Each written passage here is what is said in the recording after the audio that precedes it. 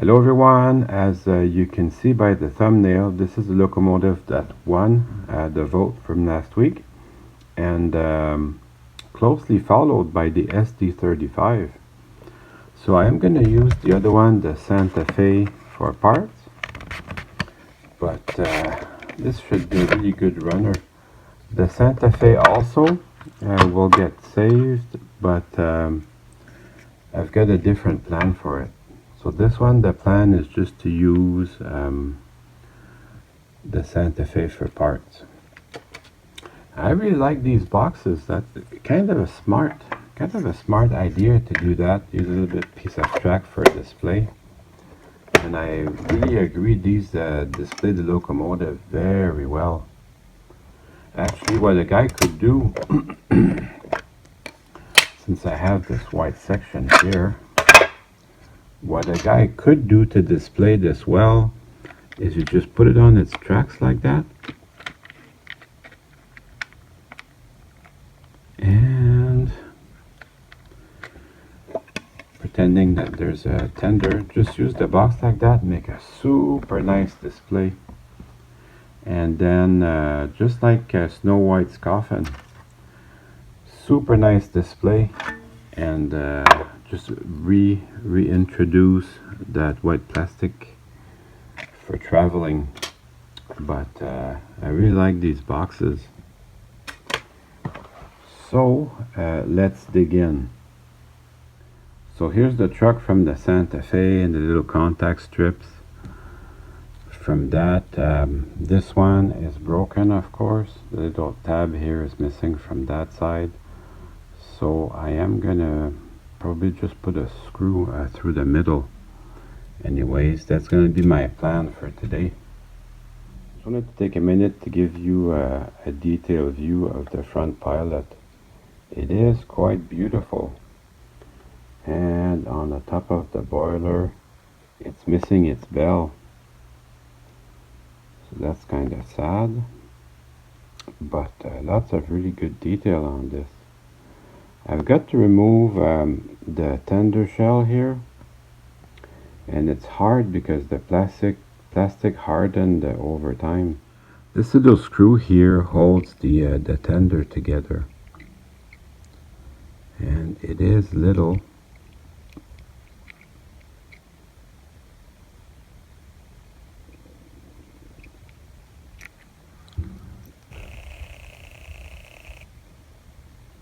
Can't even get my screwdriver to line up. Anyways, now it's loose. I just have to unscrew it.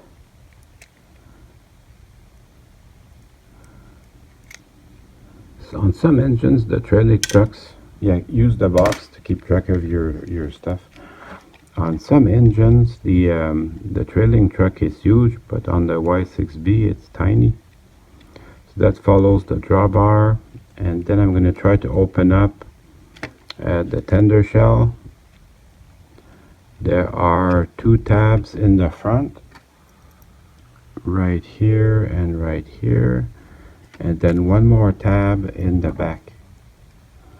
So I don't want to wreck these, but they become hard over time.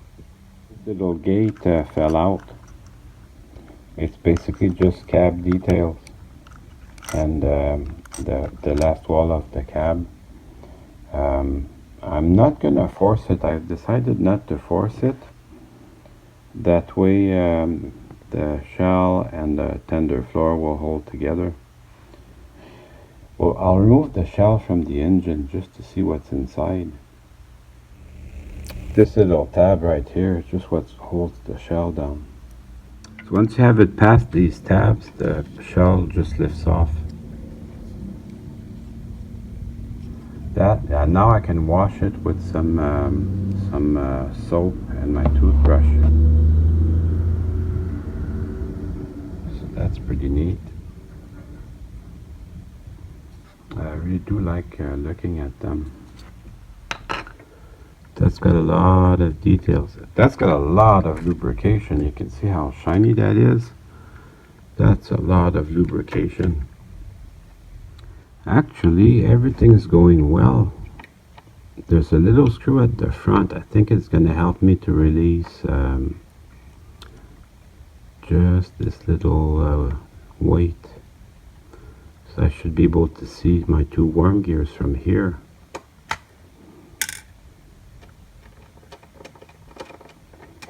I think this little plastic tab also holds the weight in place. No, it doesn't. It was just two little tabs in the back. So just slide it forward just a bit. So you can slide your these two little tabs. So you can slide it out.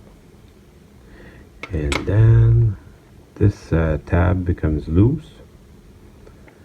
There's a lot of lubrication on this. If that's an indication of how much the previous owner loved it, he really loved it. There's a lot of lubrication in here. Here, I'll bring it closer to the camera so you can see. Lots of lubrication. And then, just like most articulated engine, there's two separate locomotives here.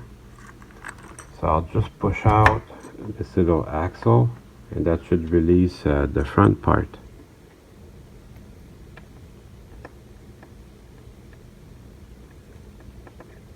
Oh yeah, easy breezy. Well, these were made in Germany, so easy breezy, German easy. By Roa, made in Germany by Roa. Then you release your engine. And then we can inspect this, but basically there's not a lot to do. It's just can't lubricate it because it's got a lot already. But yeah, you have two separate locomotives, and if you want, you can, this is the opportunity, you have to retime it. The real Y6B, the front locomotive could be timed any way from the back one. They're completely independent, so there's no rhyme or reason or logic to this. But since we're playing with a toy, it's geared together, so that means you can time it however you feel. I probably put one side to the top and the other side to the bottom. I think that's how this is going to end. But that part seems very nice. I don't see any issues. And then let's take a look at the back one. Same thing, I'll just push it through.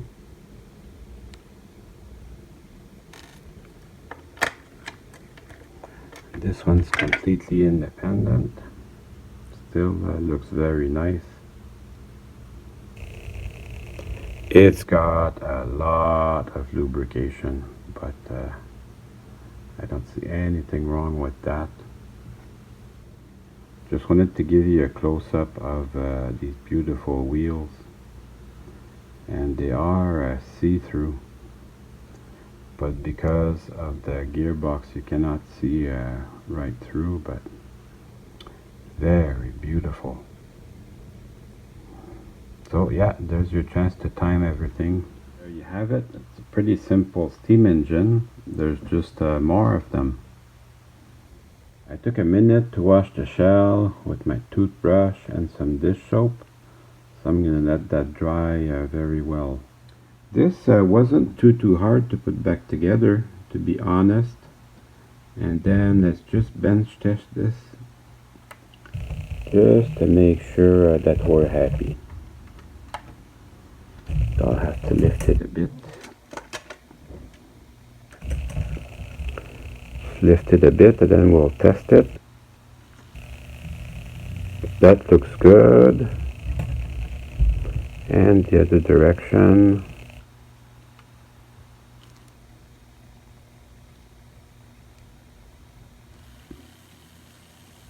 Also looks good. So that's perfect. I'm gonna work on the tender now. That's all that's left to do. I'll be removing the wheels to clean them. Since I have everything in my hands, you can see there's a side with an insulator, and there's a side that's all metal. So you have to be careful to remember which side is which. Otherwise, if I put the wheel back like this, it's going to create a short circuit and the locomotive's going nowhere. So I'll just clean these up and put them back together. I just cleaned these up with my rag. The locomotive wheels actually look really good. I'm not going to be making any changes on that. Nowadays, tenders, they pick up electricity from all 12 wheels. That is a big advantage. This, you know, the locomotive picking up one side of the track and the tender picking up the other side of the track, that's from the 50s. But I'm sure this runs fine. We'll be testing it on the track shortly, right after I make that repair. There we go, squeaky clean. Well, look at that. My cradle from my F7 coupler video is actually really useful. So I never got one before, but I'm glad I made this. If you want to try and find this video, just write the F7 coupler, the definitive method. And that is a very useful technique for making a cradle. So this pin here is broken. That top, this is what holds the truck together. So without that pin, it just keeps falling off, which maybe I could live with that, but it's a little bit annoying. So my solution is I'll just drill a hole over here, and I will make I'll put a screw through that, and then there's already a hole in the contact strip, so that makes it easier. Also, I took a minute to clean all the wheels since I took them out. And you know, whenever I get rid of some electronics, I'll keep the screws. And these screws, I've got a bunch of screws from just a random eBay. I use them a lot. I use them for coupler screws a lot of times. They're a little big for the coupler screw, but they work. But today they're going to be my screw for the for that rear truck. That just happens to work well. A little bit lucky there. So this, maybe it's a mold line, but it indicates the center very well. So I'm just going to use my X-Acto blade to make an indentation, and this will guide my drill through. If you don't have a jeweler's drill like that, get one. I use mine all the time. Super useful. Very good lucky coincidence that screw works very well for that little hole. Now I'm going to put everything back together. I tightened it, and then I backed up a quarter turn just to make sure that everything turns freely. And then I'll just put the wheels back on.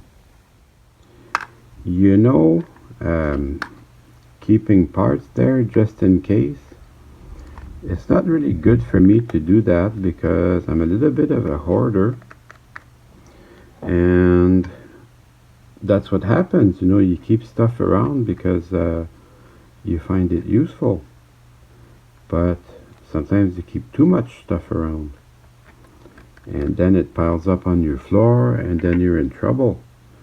Hoarding is really bad. One time I saw a guy, he had so much stuff in his house that the main beams buckled and the house was destroyed. It was unsalvageable because the wood had all buckled. So that looks really good as far as repairs go. All that's left to do is put a little screw on the drawbar, and then we can go try it on the track. Yeah, that's my last little screw.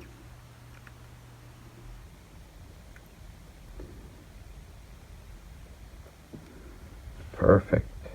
Look at this label, 2882 N scale, $54 in today's money is $540. Today for $540 you can get some really nicely detailed DCC and sound engines. So in comparison, we got it pretty good. I suppose at this point the best thing to do would be to go try it on the track.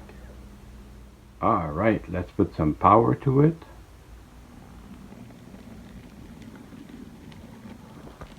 Even has its little light. And then try the other direction. Seems to run pretty nice. Nice and quiet.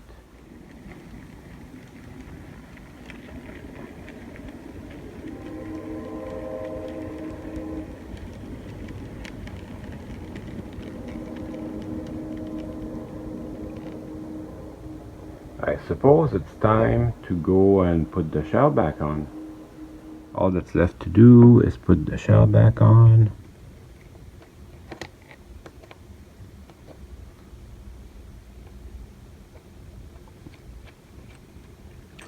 And also have to put this the back wall in also.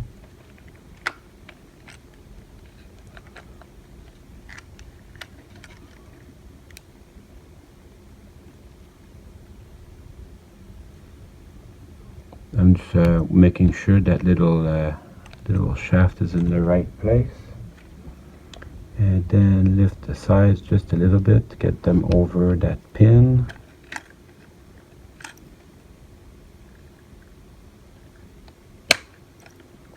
Here we go. Check the other side. The other side looks good. And I'll just put the little walls back in. And, oh, by the way, we just made it past 2,000 subs. So thank you everyone for watching. And now it's time to run some trains. Well, I hope you enjoyed the video. I certainly had fun making it for you.